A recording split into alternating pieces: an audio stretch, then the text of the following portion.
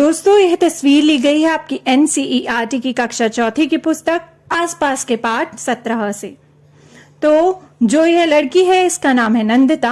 अब तक हम यह तो जान चुके हैं कि जो नंदिता है उसकी माँ की तबीयत जो है वो खराब थी और उसके गांव में कोई अस्पताल नहीं था, जिस कारण उसे अपना गांव छोड़कर आना पड़ा मुंबई अपनी माँ के इलाज के लिए। वो गांव से मुंबई की ओर आई और अब कई महीनों से उसकी माँ जो है वो अस्पताल में भर्ती है। और वो जो मुंबई में आई तो वो रही कहाँ? अपने मामा के घर।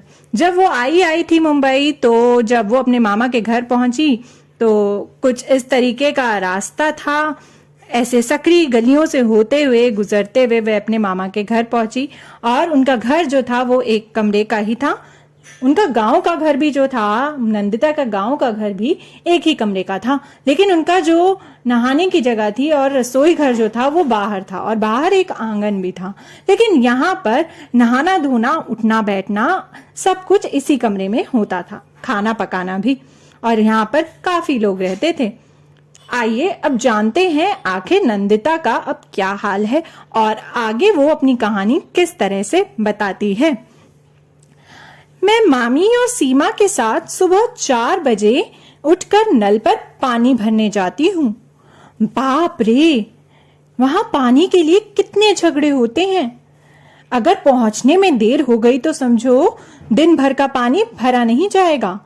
हमारे गांव के घर में भी नल नहीं है। गांव में तालाब 20 मिनट की दूरी पर है। गर्मियों में कभी कभी तालाब का पानी सूख जाता है, तब घंटा भर चलकर नदी से पानी लाना पड़ता है। पर पानी के लिए इतने झगड़े तो नहीं होते।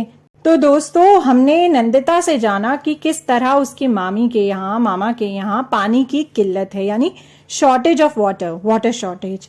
कितने झगड़े होते हैं पानी पर। वो याद करती है कि उसके गांव में भी पानी लेने दूर ही जाना पड़ता था। उनके गांव के घर में भी नल नहीं था जैसे यहाँ नहीं था, और सारे लोग तालाब से पानी भरने कुछ दूरी पर जाते थे।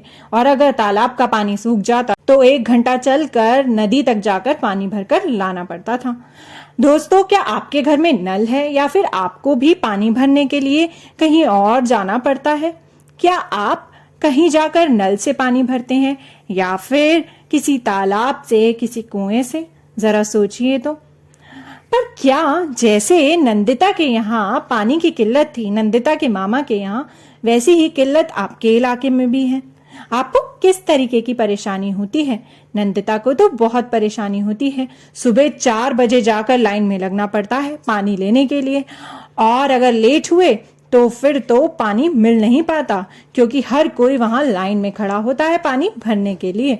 और पानी कम होने के कारण हर कोई चाहता है कि उन्हें पानी मिल जाए, और इसी कारण बहुत झगड़े भी होते हैं। तो सोचिए कि क्या आपके इलाके में भी पानी की इस तरीके से किल्लत है, और अगर है तो आपको किन तरीकों की परेशानियों का सामना करना पड़ता है। और अगर आपके इलाके में किल्लत नहीं है तो आपको क्या लगता है कि अगर आपके यहाँ भी कभी पानी कम आए या फिर पानी की कमी हो जाए तो आपको क्या क्या मुसीबतें झेलनी पड़ेगी? क्या आपके लिए वह आसान होगा? नंदिता को भी यह सब आसान नहीं लगता था कि इतने झगड़े पानी पर हो रहे हों, लेकिन पानी है भी तो जरूरी।